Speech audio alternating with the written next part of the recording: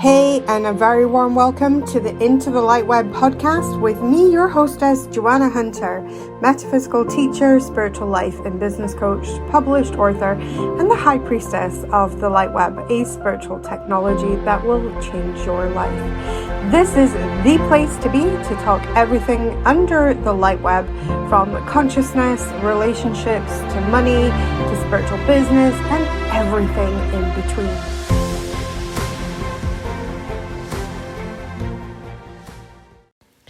Hey, it's Joanna Hunter here for the Into the LightWeb podcast, and I'm so excited to introduce my next guest on the $1 Million Lab series. This woman is amazing, and I have been following her career for quite some time now, and it's been a really amazing conversation that we had. So I hope that you really enjoy this podcast. There is so much juicy content in this one. Get your notepads out. You won't regret it. I can't wait to introduce you to the gorgeous, amazing Helen Pritchard. Hi, and a very warm welcome to the Into the LightWeb podcast and the $1 Million Lab series. And today I am joined by the extraordinary, amazing Helen Pritchard. And I'm so excited to be chatting with her today because I have watched Helen's meteoric rise and watched that explode in front of my eyes, which has been so wonderful and so amazing to see. So I'm going to hand you over to Helen. Come and tell us a little bit about you, Helen. Oh, thank you, Joanna Hunter. It's such a pleasure to be here. I've followed you through all your meteoric rise as well, and it's just been an absolute pleasure and honour to be part of it with you. And have a reading from Joanna has been on my vision board forever. So this is close, getting closer. Okay, yeah. So I'm Helen Pritchard. I'm probably most famous for helping people get leads from LinkedIn. That's how I've made the vast majority of my money to this point, but I'm stepping more into the I can help you do what I've done kind of space. But to get there, I needed to do what I needed to do first, if that makes sense. So we'll probably talk about that today. So yeah, so last year we did over $1 million in turnover, £1,006,000. Yeah, amazing. Which was just. I hadn't even worked it out until the middle of this month because I hadn't run the figures. So it was still very nice to see. And of that, about 500, 600 of that was gross profit, and just under £200,000 was net profit. So yes, we've had a really good 2020, a great 2019. It's just been a mad 3 years really. But yeah, we got here. So I'm pleased to be here. Let's just stop you there for a minute, because we're talking about taking 8 million during a pandemic. I mean, hats off to you, lady, because a lot of people really went into this. A lot of people went into deep fear around the pandemic and things like that. And I think it takes a real strength of character to kind of buck a trend. And so huge hats off to you. And it's really wonderful to see. And I think this is the power of online business for me anyway. I know for me, we had a tremendous 2020 as well. And although everything around us, everything was closing, everything was shutting down, but yet still being able to create growth and I think this is the power of moving our businesses online, having an online business. I know for me, certainly when I was working offline and then moving my business online, one of my big appeals of moving online was the idea that I may be creating a recession-proof business. And I didn't get a recession, but I got, we got COVID in pandemic, but it's proven, I think my business model has been proven that it will survive pretty much anything, which is incredible. Well, when I think about the last recession, so 2009, 2007, 2008 in the UK, so that was just when my marriage was. So I was married to a builder, so we went into the whole of housing, everything shut down, and we got into some incredible amounts of personal debt in those days when you could, do you want this money? Do you self-cert your mortgage? We'll just give you more credit cards, whatever you want, just keep taking it. Yeah. And we were trying to sustain a business using personal credit, and it was just a disaster anyway. So by 2010, my marriage was over. I was about 90 grand in personal debt, and I had 2 small children under 5, and really severe mental health problems. So I was I was very real anxiety, panic attacks. So if I think about me in the last recession compared to me in this sort of pandemic and, you know, forthcoming economic recession, like just night and day. And even now, my business model is all built on how can I help 10 years ago me who was in that place. So it's really interesting to see. I love that because I referenced 2015, Joanna. That was the moment that I decided to be my own rescue and to step up, you know, and a lot of what I do today, a lot about the $1 Million Experiment was really like, I would have given my back teeth for something like that back then because I didn't have big money to invest, and I wanted something that would really, really help me work on my mindset and all the things. Do you mind talking a bit more about the debt? Because I was massively in debt in 2008. So around about the same time, we were both probably like this, right? And so in 2008, I became debt free in 2008, but in 2006, I was 120,000 UK pounds in debt. So in American money, that would be around about $150,000 US dollars in debt. And it's horrific, isn't it? I mean, like the debt is a real, like it's such a mind fuck. It so is. And the thing is, it never leaves you either. Even though you do the work and you understand, you know, the guilt and shame, you can work on that, and which is fine, but some of the moments don't leave you. So, you know, I had to go to my dad, you know, at 30-something years of age with my post. I've not opened my post for about 2 to 3 years because it was just on top, like my phone. I didn't even answer my phone. You know, I was getting absolutely hounded by debt collectors, and I was just in such a state of denial, but I knew it was there, so it's followed me around everywhere. I was, you know, I had no money for anything.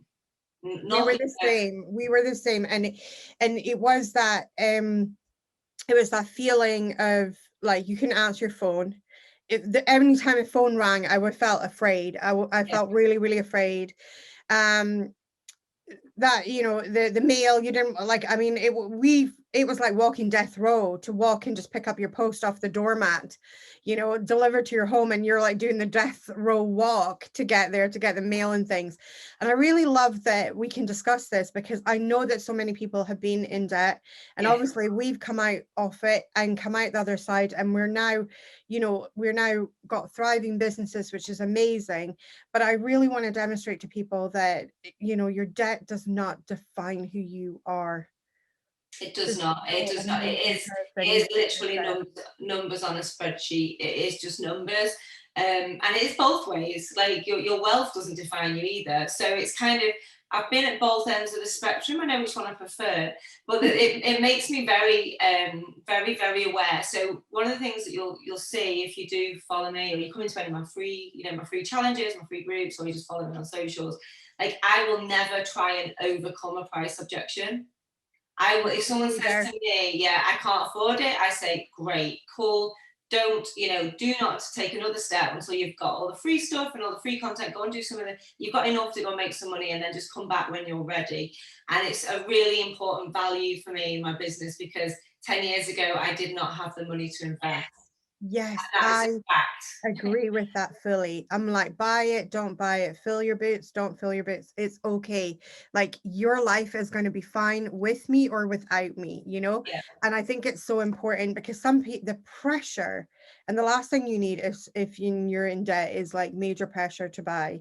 And things like that. And it's not okay. It's not right. And it's something that I do not agree with at all in our industry. I think love that. I think it's not okay at all. In fact, it's not okay. It's borderline criminal. Just say, put it on a credit card.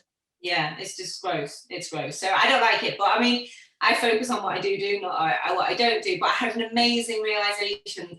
In fact, yesterday, which I really want to share with you. So I was with my marketing manager, and we were talking about what do I want to be known for, and what's the business about, what the values and all that kind of stuff. And what we realized was something that's been happening for so long, but we only really put into words yesterday. And that is that my business model is built on that when people are ready and able to buy, they then fund the business so we can help the people who are not yet ready or able to buy.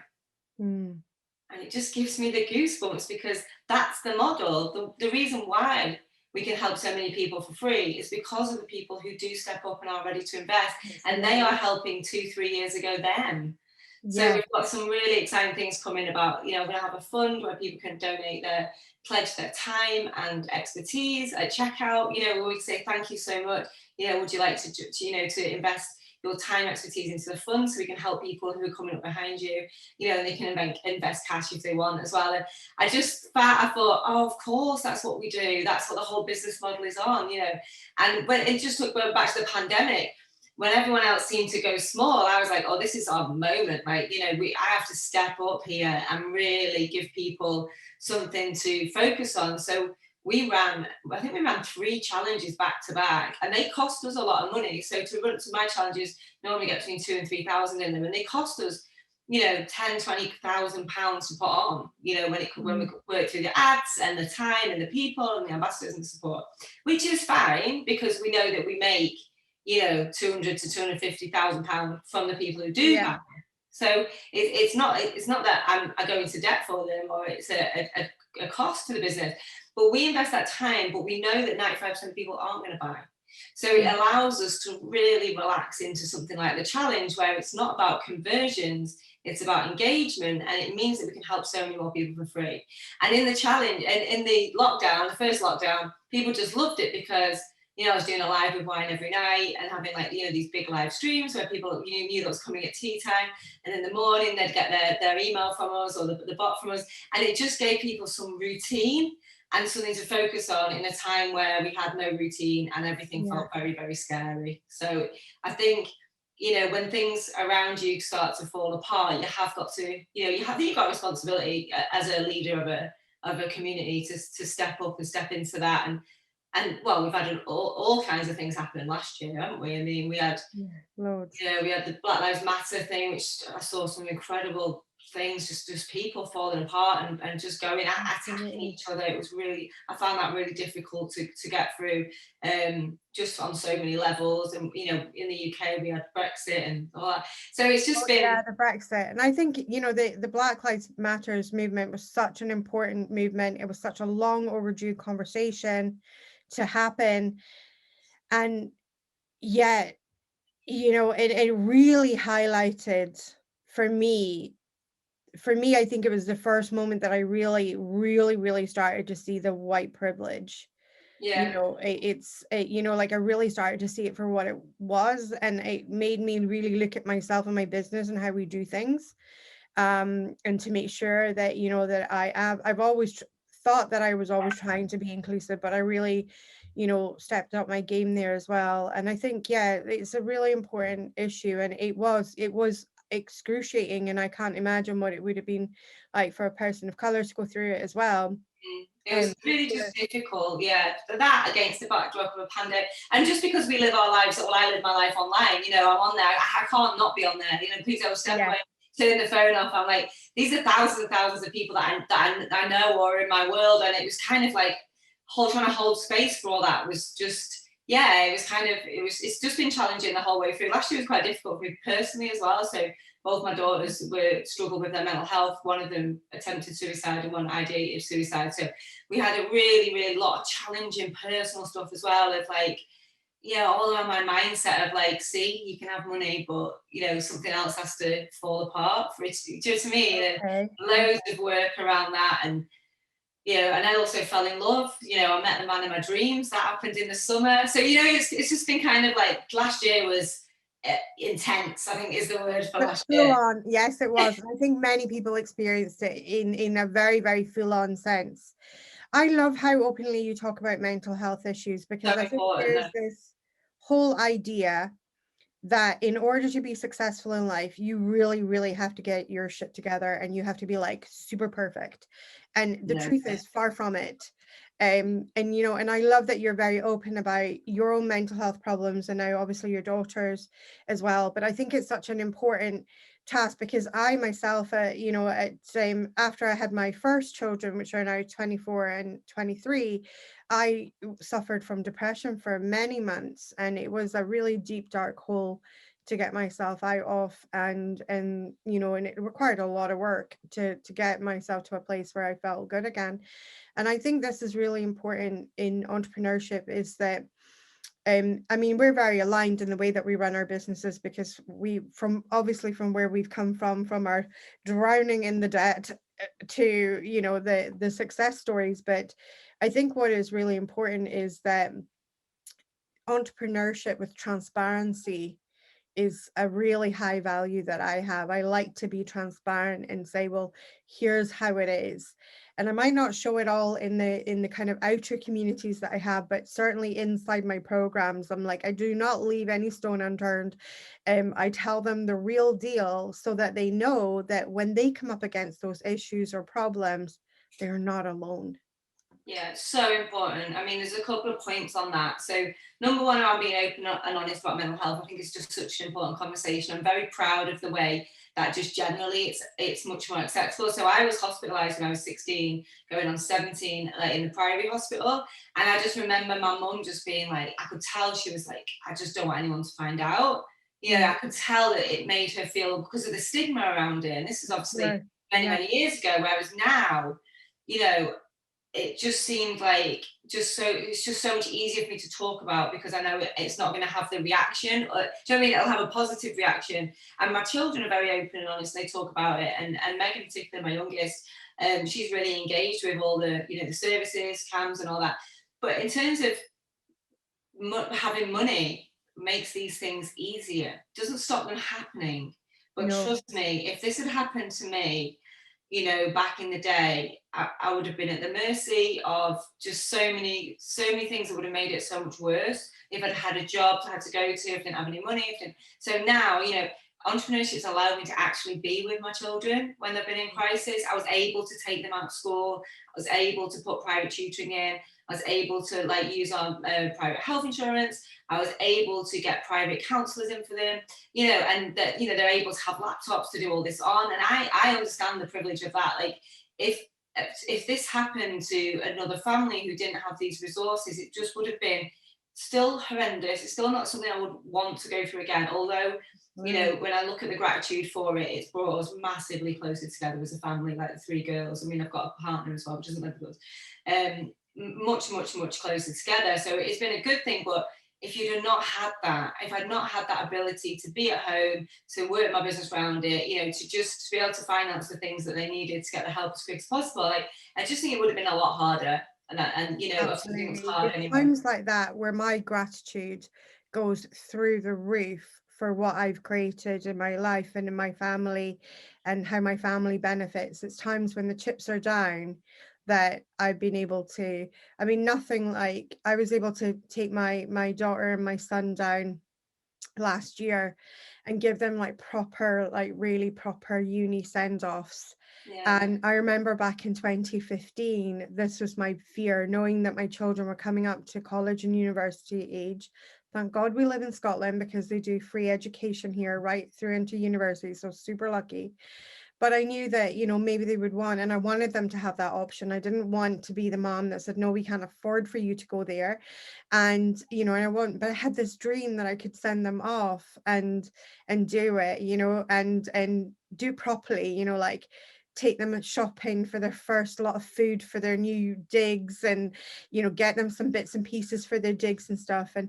And oh, my heart was just bursting with gratitude last year when I was able to do that, not only for my son, but also to be able to do that for my daughter, because it had been such a big dream of mine. And I was crapping it in 2015 how I was even going to be able to afford that. And certainly that's one of the things that money has done for me, is being able to be more free like that and do the things that for the people that matter the most to me. Yeah, You and know. that's it. I mean, I think I bought 3 washing machines last year for people's, my friend, my sister, and there's someone else I bought something a bit random for like that. You know, like my best friend's washing machine broke down and she's been trying to fix it with this part for ages. And I just sent her another washing machine. I was like, it's fine. Like, you know, it's Amazing. I love that. I love that. it's just, and it's not like me thinking, oh, I just, want to throw money at problems, but it's kind of like, I don't want the people that I love to have these problems. I mean, it's such random things. So one of my friends' son wants to go to Japan, and he was put a post out saying that he wanted to do some work. If could he have, you know, any employment support towards his trip to Japan, and I was just sending 100 quid by PayPal, and you know, and it's little things like that that you're able to do. You are able to help. But it's also the headspace. So it allowed me to be present with my children when they needed me. Without that hanging over me of, yeah, but I need to think about, you know, my money, my budgets, and how I'm going to afford things, and just day to day. And I say this with, like you say, utmost gratitude, because I know people will be maybe listening to this thinking, well, that's where I'm at now. And it doesn't mean, just because you've got no money doesn't mean you can't still have amazing, beautiful, brilliant times. I'm not saying that at all. I'm just saying, having been in both, you know, the contrast is, I feel like I have, the resources and the headspace to be able to deal with things that happen as well. It's one of the things I talk about a lot with debt and things like that, because unfortunately debt and lack of money takes up a massive amount of bandwidth in a human being. And once that bandwidth is taken up with basic, what I call basic survival, because that's what we need. We need money for basic survival. When our bandwidth is taken up with basic survival in our minds, there is not a lot more bandwidth for other things that are really important, like our relationships, like our, you know, like building a business, all these things, because our bandwidth is taken up with like how we're going to survive day to day. And what I have found is, as our kind of fortunes have increased, is that my bandwidth for my survival, I literally, you know, I'm exceptionally privileged, and I know that I'm exceptionally privileged, but I don't have to think, how am I going to survive? I don't have to think. Like this Christmas, I didn't have a budget. I just bought the things that the girls would want, even though they said we don't really need anything, Mum, because we get pretty much whatever we want as we go, and you know, and that kind of stuff. But I enjoyed it, and I enjoyed the feeling of not looking at the price of things and not worrying about things. Christmas was horrendous for me. It was, I mean, I liked Christmas and the actual Christmas day when it was happening, but the run up was, I used to remember thinking that December was just like one long stress fest. And you know, and I worried about everything, and I worried about being good enough, and I worried about being, you know, buying enough, and things like that, and I spent money that I didn't have, and all these things in the past. And the last 2 years, Christmas has been glorious. It's been beautiful and lovely. So let's talk a bit about how we got there, right? Yes. There's a bit in the middle. There's a bit of a middle. So let's talk about, like, because I remember, I hope it's okay to talk about this, but I remember having a phone call with you. You had an agency at the time. Yeah. Everything was quite stressful in that. There was a lot, and you were worried about things and stuff like that. So you had this pivot where you pivoted your business. Let's talk a little bit about that. Yeah, so I was running an agency, like you say, and I was, I had staff, I had offices, I had, you know, stuff stenciled on the wall, and, you know, I had my own parking space and all that jazz, and we were working with big clients, and I was getting all my leads on LinkedIn, and I just got into this agency owner mindset of, I have to go to work because I've got staff, so I have to be seen to be there, you know, I have to dress a certain way, talk a certain way, go to all these meetings with big corporates. And although I was still myself, I was myself with a weird kind of like cloak on of agency owner. And I just got spoke to, like, I don't know what I'm allowed to swear, but anyway, I got spoken to in a way that I did not appreciate in a meeting. And I came home and I thought, I just can't do this anymore. So I talk about value drove profits, one of my methodologies. And when I looked at it, I was adding loads of value and I was making money, not great money, but I was making some money. But I just had no joy anymore. There was no joy in it, in the work that I was doing or the clients I was working for. And that really, really pushed me to pivot. And I did not know, and this is the honest truth, I did not know if the LinkedIn thing was going to go.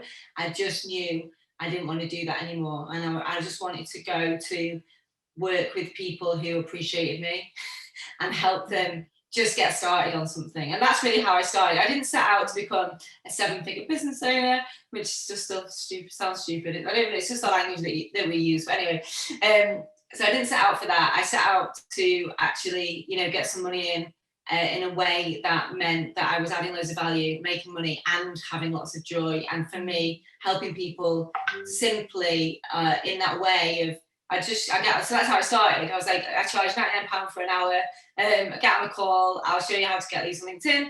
And they'd come to me, and I remember doing hundreds and hundreds of these hours of training with people, and I just loved it. I was so lit up by it because it was exciting, because I didn't know what I was going to get. I didn't know what, I wasn't that confident really. I knew this stuff worked for me, and I wanted to talk to people about it. So I was dead enthusiastic.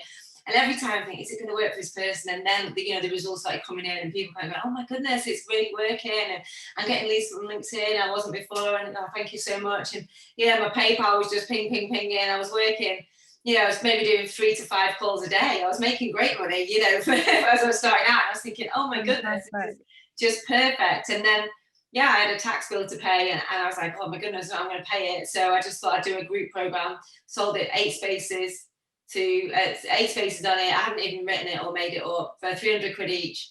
And that was the kind of beat around. And I called it the LinkedIn Mastermind, and I recorded the videos on the day in Facebook, and that was how I created the first mastermind. 8 weeks of training.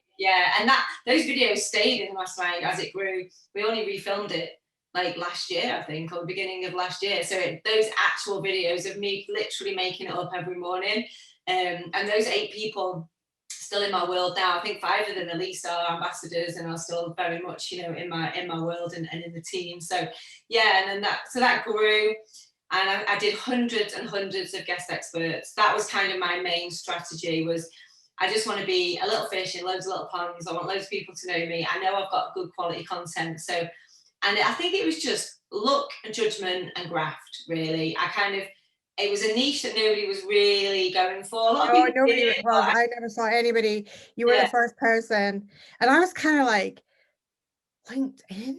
But then, but do you know what I loved was, like, you could see your passion, right? And like that. So do you know, like, when people are faking passion, it literally, like, something smells. You're like, what is that? Like, there's a disconnect. But with you, like, I have to be honest, I'm not a super fan of LinkedIn, but like, you made me want to look at LinkedIn again. And I think that's when you're passionate about something, you can make people either who don't like the thing want to look at it again through fresh eyes, or someone who's like, I don't know if I need to be on there. Like, they will definitely be like, oh my God, I need to look at this again, because the enthusiasm was infectious. And it was like, people were like, oh my God. And I think that's what's so important in business, is that you bring the passion. The passion was there because it saved me. So the thing is about my stuff, it's solid because it's my story and it's my way of using LinkedIn, and I made it up. Do you know what I mean? So it's not like I've tried to bring other people's stuff. Like I've never read a book on how to get leads from LinkedIn. LinkedIn don't even like the way that I teach it, but I've never been on anyone else's course or even read anything. I just used it myself in my own kind of naive way of, this makes sense. And it turns out it was the opposite to how everyone else taught it.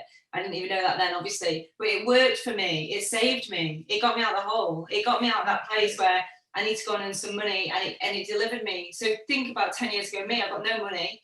I've got no confidence. I can't get out anywhere. I've got these kids, like, I can't afford anything. I can't get to anything. I can't face it talking to anyone. So to me, I was like, oh, this is great because it's free and I don't have to talk to anyone. And if I'm really open and honest about who I want to connect with and why, and I write all my profile for them, and then all I need to do is get people to come to it. And then I got my 10 clients. I thought, if I can earn £2.5 grand a month, this will change my life. So I want 10 clients pay me 250 quid a month, and that was it. I only had one offer, sold it to one person at a time, and I got my 10 clients super quick. And they all came to me through LinkedIn, and that's why I was so passionate about it, because I was like, no, you don't understand, this has been working for me. I'm not a LinkedIn trainer.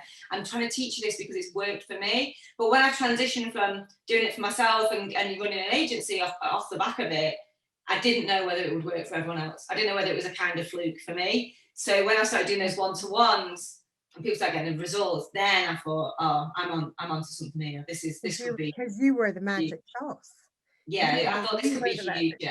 So all I did was I did hundreds and hundreds of guest experts, probably 200 more in my first year. I was doing them to audiences of absolutely zero a lot of the time. I was doing them, no one was turning up. I was doing them and just getting loads of grief because people didn't agree with what I was saying because it was so different. And I was just showing up relentlessly, regardless. I was just doing them all day, every day, because I knew I wanted to get in front of as many people as possible and give them all the training for free, and then hoping that people would want to book a one-to-one, and then as it evolved, joining the mastermind. And that's kind of how I did the first year, was just that. It was sheer graft, showing up, posting, having a million conversations, having a million arguments online, which I'm not proud of really, because now I just wouldn't have those, I just wouldn't react in that way. But because I was getting so much grief, I was really defensive about my work, if that makes sense. I was like, you can argue with me all day long, but I know this works, and I know it works for other people. So the only reason why you'd want to argue with me is to try and get people to do things your way. So get off my feed and go and do your own marketing. Do you know what I mean? And it was kind of, and I was a bit arsey. I'm not proud of it. And, you know. Do you know what? Like, what my saying is, I'm not the jackass whisperer. I am not the jackass whisperer. I do not need to convince the jackasses of this world. Yeah. Like, So that was me. And I was kind of so new to it, and I probably did get a reputation of just about these arguing stuff, but in a good way. In a lot of ways, it meant a lot of people found me. So a lot of people found me. It's like, who's this woman? I just caused a stir everywhere I went. Really, I was getting kicked out of groups and all this kind of stuff. And I was just grafting. I was just working all the hours that God sent me, because I knew I was on something. I knew I could help people, and I knew I wanted to just. I don't know, it was just this real urge to get as big and as fast as possible so I could get in front of more people. Then when I started to do group programs, I did about 200k in that first year, which was massive, more money than I'd ever seen. Yeah. And it would have had a probably much higher profit margin than your agency, because your agency came with so much bells and whistles. Do you know, like the premises, all that kind of things. Yeah, it's not easy making money out of an agency model. It's not something I'd recommend. I wouldn't even recommend them for you. But anyway, so I just found myself in this online space, and I just went for it really. And it was only then the second year where I thought, right, we need to sort of put some stuff in place here. And that's when I started working with Phil and doing things like 5-day challenges and getting people into. I started my Facebook group then. I didn't have any of that. Didn't have my Facebook group. Did nothing for that first year. Second year. What size is your Facebook group now? It's about 19,000. We're closing on 20k. That's fabulous. Yeah.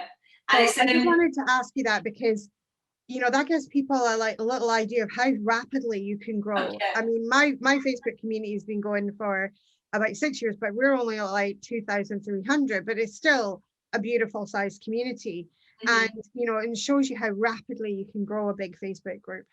Yeah, and I think the key to me for that was it was very clear what it was. So it's called Helen Pritchard's LinkedIn Marketing Group, and I run it like a dictatorship. So it's my way or no way. It's my house, my name above the door. So we're here to discuss my methods, and we can discuss it to a point. But once it gets to a point where we're trying to have to explain ourselves, then you know we just keep people out of there. So it's pretty ruthless, but that keeps it very curated. And a lot of people in there are fans, you know, so that's the way it's grown so quickly, I think, is because we put people back in there after challenges as well. So we're doing a challenge, you know, every 6 to 8 weeks. It's got 2,000-3,000 people in. At the end, we close the group and say, right, go to the free group now and hang out in there for a bit. So over the years, it's got really great community feel because a lot of them already know me, you know, whereas in the beginning, it was strangers coming in or other LinkedIn people trying to come to poach, you know, and it was a bit hairy. And again, I was a bit of a bitch. So it's a lot more. I would really love to see one of those other LinkedIn people, like I will kind of bitch. Yeah. So that grew quite quickly. And then, so in terms of Facebook, I just committed. So the second year I committed to doing a Facebook Live every day, and I did. Brilliant. And I really stepped into then. So year 2 was very much, not this is what I can do, but this is who I am. Yeah. So the first year was like I had to show up and show pony and show people that I could help them, because no one knew who I was. But the second year it's kind of this is who I am and what I can do. So it became more of a blend. And then that year, so I was 40 in that year, and that was the year we did our £1 million in sales orders in 12 months. Which is different to £1 million turnover. Yeah. Because most people pay over 12 months. So we had £1 million in sales orders. And that was really interesting for me because I was so happy about it. It was so exciting for me. And it was just for my 40th birthday. I remember putting out about it and I just got such a weird reaction. People were like, well, it's not £1 million. You've not made £1 million, you know. I was kind of like, have you done £1 million in sales orders? Yes or no, you know. So it was really weird. I think It's that's on the weird, side. isn't it, how people do that? And it's almost like it's like a defensive mechanism in them and things like that. And yeah, and it's kind of crazy because I mean, I remember the first time that I had a really high, like I'd done a really, really good launch, and it was, you know, it was a $50,000 launch, but there was the but it wasn't all in cash, like it was going to be Yeah, a yeah, payment yeah. plan, Same, yeah, right? yeah. Over the course of a year. But like to me, I had done a $50,000 launch, but then other people were like, no, but what did you take in cash? It's only what you took in cash. And I was like, well, people have committed to Yeah. giving me the full amount. It's And it very was kind of weird. weird, isn't it? It is, and it's the same. We're exactly the same when we did our 250k launch, and I was just so buzzing about it, and then it was just like, well, what did you spend on ads? Like, how much did it cost you to put that on, and all this kind of stuff, and it's kind of like, oh, I see, because we've got the money mindset, right? We're in money boot camp, so we're used to having a space where we can share and celebrate each other's successes, and And people that's go something mental in there. I've tried to really bring that into the culture of my groups as well, about celebrating wins. But I really feel like that second year was almost that year where a lot of people who were kind of rooting for me were like, oh, okay. Do you know, I don't know, I had that vibe of just my circle suddenly started to get quite small, and some people kind of let me down, and I just wasn't, I don't think I was like in favour anymore, because I'd done what a lot of other people had wanted to do in a much shorter time. This is something that worries a lot of people as well, as they Yeah. start to expand and they start to grow, and I think what you really just talked about there and really demonstrated is that, and I think this is something, because I had so many other businesses beforehand, before I got online, I kind of learned a lot of the what I call the hardcore lessons that like they hurt when you're going through them. And so I'd learned them in my earlier businesses. But what I realized was that for some people, I call it the people police. So some people are okay with you as long as you're within their like little box. But the Yeah. minute that you like elevate out of the box, then they don't know how to handle it.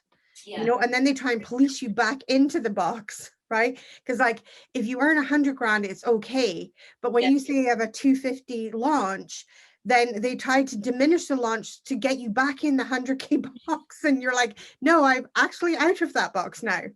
Yeah, I mean, money turnover launches is not the be all end all, but it is a real indicator of the impact you're having. It really is, and that's just it's just a fact, and I'm super proud of that. And it should be celebrated. Yeah, and I think it's important to celebrate it. I think so. I think some people got energetically stuck at maybe 6-figure, 100k or whatever, and then they saw me doing that in a weekend, and it's like, that's not okay anymore. But you were all right when you were like scrapping your way up to 6 figures, but now you've gone past me, and I don't like it. But I think, you know, one of the things that I discovered in my growth in my business over my lifetime, really, as an entrepreneur of 22 years, you know, is that it's okay. Like, I think one of the things that's really important, and I kind of lay my hands over my heart on this one, is like, it is okay to outgrow people. Yeah. It is okay to outgrow them. And it doesn't mean that those people are terrible, awful people. And it doesn't mean that you're a terrible, awful person for outgrowing them. And like, it's completely okay to outgrow them, and to like your paths to diverge. Yeah. You know, and like that. But I think one of the things that I've been experiencing as I've been elevating and growing is like a weird pain that I get in my chest, because I'm so empathic at the energy, and sometimes I see people and I see their behavior, and I think I understand it is actually that piece of behavior that is blocking the success that they desire so much. Yeah. You know, like if those people could have just celebrated you in that moment, no holds barred, like, oh my God, Helen, that is amazing. And if they had turned up in those vibes, they would have attracted the success that they wanted for themselves so much easier. And I see that kind of vibe again and again, and it hurts me, because I'm now like, there is no doubt in my mind that the success is about celebration and focus on what it is that's good. Yeah. And it's not just on what's good in your life, it's what's good in everybody's life. Like when I see other entrepreneurs, I make a point, if they've just nailed, like if they're going mental because they've just had their first, $1,000, like Mhm. I'm celebrating like it's $1,000,000. I'm like, Yeah, well done, this is great. always. It's so important because whatever you focus on is what you attract in. So if your vibes are focusing on somebody who's done well, but you're like, ah, well, it wasn't that well, guess what? You're attracting in that result for yourself, not the 250K sales result. You're attracting in not that well. That's Yeah. what it is, and it You is can't, you can't, if you hate success, you'll keep it from you. If you hate on other people's success, you'll never have it, because you're putting out the vibes that you don't want it. If you can't celebrate it for other people, like, why would the universe gift it to you? exactly. Like this segues really beautifully into like mindset and intuition. How important has mindset and intuition been in your journey? Huge. And what I realized was, from a mindset point of view, you can't get to £1 million with a 100K mindset. You've got to grow and you've got to I love stretch. that. And you know what growing and stretching is? A little bit painful. You Mm, have to dissect. The things that got you there won't get you there. So you have to go, I call it like the evolution of Helen, like the evolution of me. And that's one of the things around not getting on like arguments anymore. Because it's not conducive to running a multi-million-pound business. no. I wouldn't, you wouldn't, someone said this really, I can't remember who it was now. It's one of those things that just landed with me. If you want to have a multi-million-pound business, you have to behave like a multi-million-pound business owner now. Yes. So get your boundaries in place. Yes. You wouldn't be having online spats. You wouldn't be responding to every single comment. You just rise above it.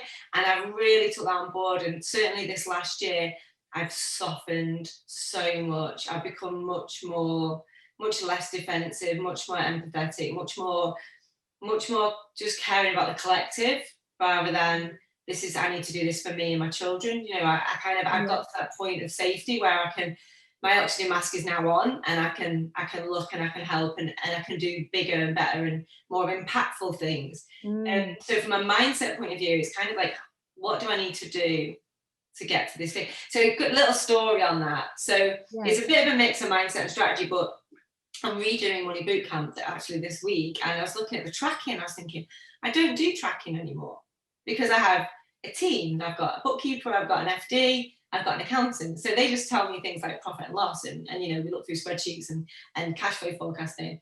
And I thought, but I don't know actually how much my money business makes. So I spoke to Lizzie, who does my accounts, and she said, oh yeah, we can do that. So she set me up a spreadsheet which shows exactly how much money comes in every day. And I'm like, I love it. I love it again. I've It's moving fallen in around. love. My Fallen in love CFO with does that as tracking well. again. Yeah.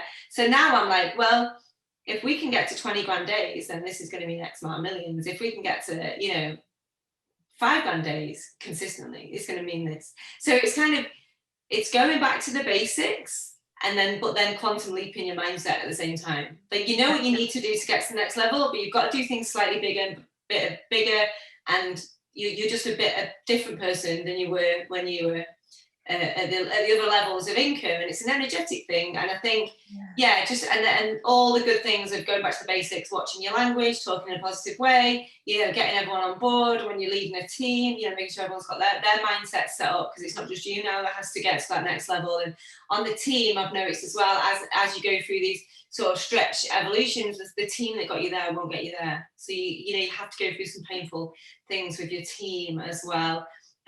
So I think those little mindset can be really almost imperceptible shifts at times, and then others just those big leaps which feel very raw. But once you get through them and out the other side, you kind of, you're up leveled and ready to go. I love that you're mentioning that even at this level of reaching $1 million or £1 year, that there is still the discomfort, because this Always. is something that we talk about in the $1 million experiment, is that that pushing out of the comfort zone is not going to feel comfortable. It is not going to feel comfortable. And I love that, even when we reach the goal of the experiment, is that there's still more evolution and growth, and that still has a level of discomfort to it. Yeah, I think of it like, like a snake or whatever is growing bigger, and you've got to shed that skin, but just before you do, it gets really tight and painful and uncomfortable, and that's when you have to do the next thing, and Yeah. you have to. But yeah, definitely, basics are the real core fundamentals. Around, yeah, language for me is really important. I notice by what I say, but if that my mindset is slipping, a little Right. bit. And I think for me, it's, yeah, looking at the team as well, really important at this level. But there's still discomfort, and you're still just exactly the same person. So you have to remember that you don't become a different person as you get more money in the bank. But you do evolve as a person, but you don't You become just a become particular. more badass at how you deal with things, but your core of you doesn't really change. You're No, still the same person. You just deal with things in a better way. I think that one of the things that perhaps, if I had to look back and think secrets to success, I guess, is like I actively seek that discomfort of stretching. Like I'm very comfortable feeling uncomfortable. So there's been levels where I felt like we've plateaued, like not just financially, but just, and like I feel like I've been made redundant here. Let's do something else, Yeah. let's do something big. Let's keep going and pushing. But like for simple things like starting a YouTube channel next week, and I'm totally out of my depth. I don't even watch YouTube, haven't got the app on my phone, don't know anything about vlogs or bloggers or whatever they're called. And I just was like, what, I'm just going to go for it. I'm just going to do it because I want to show people the reality of running being a seven-figure business person. So I wanted to show the person, not the business. Like all the business stuff Okay. will be on my channels, but YouTube for me is like behind the scenes of me as a person, because I think one of the things that is the myth of the $7 business owner is that you have to be a certain way I or used do to have this certain like things. kind of like Beverly Hills housewives Glamour. kind of look, like you have those little moo sandals with the wee feathers on them, and So nice. like glass of champagne in your hand, and like I'm so not that person. I have two looks. Like one's okay looking, like quite glam, and the other look is like I've been dragged through a bush backwards, Yeah, I and walk my hair's around in a pixie bun. my hometown in my, Two like, looks in life. yeah, I walk around in my, like, my mum coat, my waterproof mum coat, and my wellies with a hole in, so I can only go in puddles with one foot. And I bought too much shopping, so it's really heavy and it's raining in my face. I'm thinking, this isn't what I thought it'd be like being a seven-figure business owner. It just feels the same in a lot of ways. And is this what people would expect if they saw me? Would they be like, oh, I thought Helen Pritchard would live a different kind of behind-the-scenes life? And you just don't. And I think there's two things that are wrong with the industry, if you like, or that belief that you have to be a certain way or you have to present a certain way. Is either A, it becomes unattainable to people. So they think, well, I'll never be like that, so I'm not going to bother. It just becomes like, it's not for me. I'm not that person. And then you get to hear things like, I'm not motivated by money. I just want enough to survive. I'm not interested in making loads of money. And that's because they don't feel like they could be that person. Yes. And the other thing is letting people, it must be, it have to be realistic as well, that when they get there they're going to feel like the same person. So I wouldn't want like a mental health crisis occurring of people who have got to seven figures and then be messaging me going, hang on Helen, I thought I'd be a different person, or I thought this would be different. I don't think it's good for the soul to believe that you are going to be a different person when you get there. So there's two things. I don't want to create a false impression of being a certain way, and I also don't want people to feel disappointed when they get here. I want them to know that it's wonderful and exciting and brilliant, and I am living my dream life, but also still get the good and the bad and all that stuff that goes with it. So that's what the YouTube channel is about. I have an energy that I call that I teach on, and it's called There You Are. And it's like when you start to realize that in all of your problems that you're the common denominator, but actually the truth is you're the common denominator in everything. You're the common denominator in your life. And like if something really, really good is happening in your life, well, there you are. But equally, if something like not so great is happening in your life, well, there you are too. And you are the common denominator. But once we accept that, there's such a power in knowing there you are in the thick of it, in the all of it, and it's true. Like as a seven-figure business owner, there you are, and as a person who is deeply in debt and really like hanging on to life by the fingernails, there you are as well. But it's all part of life, and that if we can move into the acceptance of there we are, it's such a Right. powerful kind of mindset shift in a way, that there we are in all of it, and it's all part of it, all becomes the tapestry of our lives. Yeah, we have to have all of it as well. We have to Yeah. have all of it and be in all of it, otherwise it wouldn't be life, would it? I super spiritual. I do 100% believe we've come from home to have this experience, you know, and we have made a soul contract with what we're here to do. And I think when you truly, truly believe that inside, then everything becomes much more of a game and much more of an observational comedy half Yeah, the time. yeah. It I'm is like, like, it's weird to oh, talk about life like the game of life, but it is. And it's learning how to play it really well. yeah, and In a way. how would you know what feeling amazing feels like if you don't know what feeling horrendous feels like? You wouldn't know. Yeah. You wouldn't. You'd have no. You know, you need to We'd have have that no duality. contrast to hold it and things. Yeah. So, as you mentioned, you're really spiritual. Just before we wrap up, so intuition is really important to you, because Yeah. you sound like you have made quite a lot of decisions just from the gut. Yeah, definitely. I mean, I tuned into my spiritual, like, it's like a sort of spiritual board meeting I happened to drop in on. And I was like, oh, this is cool. And I was like, right, what do I need to do? I was really excited to have kind of gone into this state where I felt like I could talk to this guy, and he was the head of the thing. And I was like, right, what do I need to do? And he's like, you don't, it's all happening for you. Helen, don't worry. Like, you just need to keep doing what you're doing. And he thought the whole thing was hilarious because I was just so keen and eager, and he was like, it's all happening, like, you don't need. And that made me feel a lot more confident in trusting my intuition, the thought that there are people behind the scenes rooting for me and making things happen. And when I'm feeling stuck, I'll always say, like, can you just go and can my people go and talk to the right people of the right person so that they can just come into life?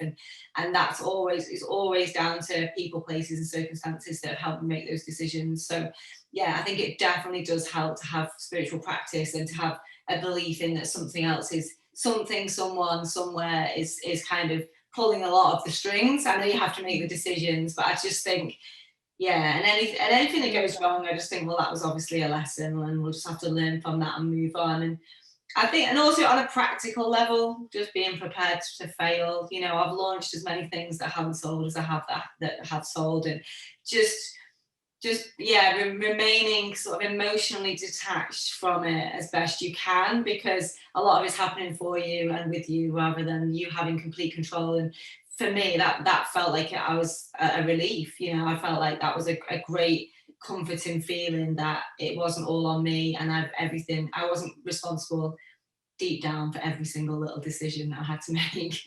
Yeah, it's nice. It is. And I feel tremendous comfort connecting with the spirit world and connecting with spirit. I mean, it's for me, it is just it has always been my source of grace in a way, that where I can breathe and take that breather of when life was maybe crazy, and knowing that I could return to these guides and angels and people, and just connect with them, and they just make the world stop spinning for a little while, just to receive that information. And every time I got, just like you know, like the it's all happening for you, like, you know, just hearing that, just you can feel the calm in your energy system, just like calming, like your energy system as a human is like a DEFCON 5, and it's like you're like Chicken Little, the sky is falling, you know, like you're going Yeah. crazy. And then like this guide or this angel, you know, just, you know, in a spiritual, when you're in meditation, you know, is like, listen, chill, it's all happening for you. And you're like, Everything's going to be okay. It's like, oh, yeah. And you're like, you know, like stops you in your tracks of running around with your hair on fire, shouting the sky is falling, you know, like as you're going. you forget. See, I'm really bad at keeping up my spiritual practice, and I'm really lazy, a bit like with my religion. Like, I just pick and choose when I want it, but it's always there for you, and that's what I love about That's it. what I Like, love as well. I love about that, because I just forget. I get so in my kind of masculine energy of like, go, go, go, build, do all the things, make all the things happen, and, you know, have a good time as well. And it's, you know, for a lot of it's doing energy, not being energy. So I'll Yes. get to that point and I'll start to feel, so my mental health is obviously really important to me, something that I manage like through my life. And I sort of start thinking, I remember this feeling, I'm feeling anxious, or I feel like I don't want to be in this shop, or I feel like I can't breathe very well. And it's like, oh yeah, this is my sign, thank you. I need to go back to some of that stuff and go back to, you know, back into that safety of everything's going to be okay. And that really does charge you back up, ready for the next go, the next go at it, which is yeah, it's a definite mix. I've got my feet in both camps, and I think yeah, in Denise's word, throw everything at it. So yeah, I get my spirit team on it as well as my real team. I think that, why not? I mean, it's a resource for you. Why not? And everybody human has got that resource to tap into. Why not? Why not? I always say, when I used to introduce people, when I used to do life coaching, I used to introduce people to the idea of angels. And some people were a very hardcore skeptic, but I said, like, you listen, dude, you can't lose. Like, you're really anxious, you're really worried right now. Like, light a candle, sit and pray to your angels and sit and ask them for help. And I said, worst case scenario, you've just lit a candle and spent 10 minutes not worrying. Best case scenario, your angels hear you and help you in your life. Right. So like, how can you lose? You can't lose. And so they would, and I used to have some clients that maybe were like really skeptic when it came to like anything spiritual and stuff like that, because they'd come for life coaching and things. And it was so amazing, like how I saw these hardcore skeptics turn into these like spiritual pussycats, where they were like, oh my God, it's amazing. And and I used to love that, and sometimes they'd even come and bring me white feathers and be like, I found this, like, this is my sign. And I'm like, yeah, I told you, it's there for everyone. And for everyone, unlimited and absolutely abundant and with no judgment. So I always start like, so if I pray, I'll be like, hi God, it's me. I'm not prayed for ages, and then I remember, like, he's not bothered. He's like, it's literally, he's God. He's not bothered. And then I'll always start with, just want to say thanks for looking after me and the children, and thanks for bringing Stu into my life, and thanks for, because I feel like I want to say thanks first before I ask for anything, and then I just kind of fall asleep. I always forget to ask him for things because I'm so busy going through my gratitude, and because I feel like I should say thanks for all the great stuff. And it's such a good shifter. I mean, even if you're not spiritual, you're not religious, like, I get it. Like, I managed to be in all of those camps all at once, which is, I find, is because I'm very open and accepting of most things. But even if you just do your gratitude, when things are hard, even if it's just writing down 5 things you're happy for, or just looking at yourself going, I'm so glad I've got hands. That's how I always start with gratitude. I'm always like, I get in the shower and I'm like, thank you for my hands. I'm glad I've got hands. I've got hands. Not everyone's got hands. This is great. Thanks for my hair. Not everyone's got hair. And there's that thing about people going through treatment. And thanks for my water. And all the people haven't got water. And thanks for. And it just starts. That is just a really good way to shift it. And honestly, and also like celebrating all your wins, massively important. The universe keeps giving you more of what you celebrate. Definitely. So whether it's I got up and got dressed today, or whether it's I made that. You know what? I don't think anything ever feels as good as your first £99 made online. That first PayPal thing, I don't think anything feels that good. I don't know if 7-figure feels that good. So if you've had that feeling, like, that could have been that. It's so amazing. It really is amazing. And I remember, like, I have this saying that I tell all my clients and stuff that are, if you can make $1 online, you can make $100,000 online. And if you can make $100,000 online, you can make $1 million online. And I really, truly, truly believe that. But I remember when I made my first dollar, it was as though I had made $100,000, because I knew in that moment that everything was possible. Like, everything that I had been saying was possible.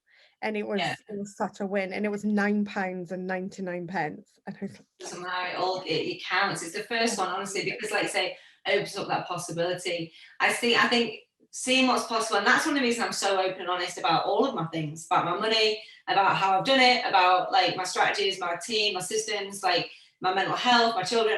I'm so honest about everything, because I know someone somewhere will be like, oh, it's possible for me. And I had that moment when I joined Money Bootcamp with Denise. I put it on a credit card, and I was very nervous and excited. And I joined the Facebook group, and I think she had about 2,000 people in there, and I paid $1,500. I did the maths on my calculator, and I just thought, wow, if she can do it, I can do it. I just thought, that is a lot of money that she's made, and that is amazing. I cannot wait to do the same myself. And just showing people what's possible, I think, is like a duty of care to your audience, because people will just take you're just by showing up is an inspiration. And I think for me, you're my number one go-to spiritual entrepreneur, like number one. Like someone said to me, name me a spiritual entrepreneur, like 100% Joanna Hunter, because you're so amazing the way you show up and the consistency and the way so many people try and hide their spirituality, like it's something to be ashamed of. And the way that you just do it and step into that is amazing. So I think you're wonderful.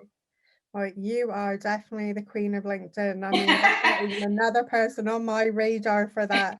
And, you know, and I do admire the way that you show up as well. And it is, and I remember at Denise's, we got to actually have a hug, which was like so nice. And I was like, oh my God, it's actually Helen Pritchard. I was like, oh my God, like fangirling each other. But that's what we're saying about outgrowing people. Like the people who absolutely do cheer for you when you win become your most liked, respected, loved, you know, closest circle, because you've been on that journey together. And you know, so many people let you down or let themselves down, more importantly, you know. And it's a difficult thing because, you know, we're probably both very similar in our values, the way we show up, and it's all about the love and light and all that jazz.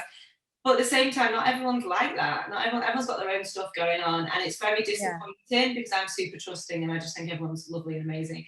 But over time, I think these relationships that we form online, even though we're not like constant contact and like that, it's just so important. And people coming up behind us, as in experience and results, who need to be looking to form those kind of bonds with people, because it can get lonely. It can get difficult, and not everyone is always on your side all of the time on the whole journey. So I think that's really important as well, that if you are meeting people through, like say in your group or you know, one of my groups, you find people that you really do connect with, you can absolutely go on that journey together and really cheer each other's like success on. And I think that's really important, particularly as women. You know, I think it's really, really important that we do that and we encourage that and we show up as that. And it is, and it's also as well allowing yourself to be supported as well, because I'd come up from my other businesses and things, so I'd already come through this. Not everyone's happy for you when you do well, so I became very kind of cautious. And it was a big thing to kind of just even allow myself to be seen and celebrated by other people. Like I still sometimes when I'm posting in groups of like celebrating a win, that I feel like I want to cringe and shrink. And I, you know, and that's where I hit my discomfort, and I'm like, no, I've got to step out and into the discomfort to share that thing. And it's okay for you to be supported and other people to celebrate you, Joanna. And I'm like, okay, breathe deep, do it. And then because somebody somewhere will be having the same fears and thoughts and feelings, and by doing and being and showing up, then you're just naturally inspiring people. I love that. So Helen, we've had like we've been all around the houses. We've been mental health, we've been in debt, we've talked about 7 figures, we've talked about building the online business. I mean, I have loved this conversation. I know anybody listening to this, please leave us a review, because this was so good. So tell people where they can find you, Helen, online. Well, there's not many places you can't find me. Let me tell you about my favourites right now. What is it? It's January 2021. So you can find me on my website, helenpritchardonline.com. That's obviously where a lot of my stuff is. But I'm loving Clubhouse right now. I am loving it. I really am. I'm hosting a breakfast show every morning at the moment. I'm doing pop-up stages. So I'm really enjoying that. You don't need to get dressed for it. It's my favourite. And follow me on Facebook. That's my octopus body of my social media. So I do all my lives there, I do a lot, you know, a lot of my communities are on there, so you'll find all that follow me on Facebook. Follow me on LinkedIn. I can't have any more connections. Went in today, one of the team went in, I've got 4,000 pending connections that I can't accept because you're only allowed to have 30,000 connections. So that's very sad. So just have to follow me on LinkedIn, follow me on Instagram at Helen Pritchard Online. You'll literally find me somewhere. But yeah, the YouTube's the new one. The YouTube. That's how I've touched that channel. The YouTube. So that's the next one. That's starting filming next week. So yeah, don't worry. If you want me, you can find me. Well, I have loved this conversation, and I just want to say a huge thank you for coming on the show. And I know people are going to find this so valuable. So thank you so much. Thank you. Thanks for having me, and thank you for listening, everybody.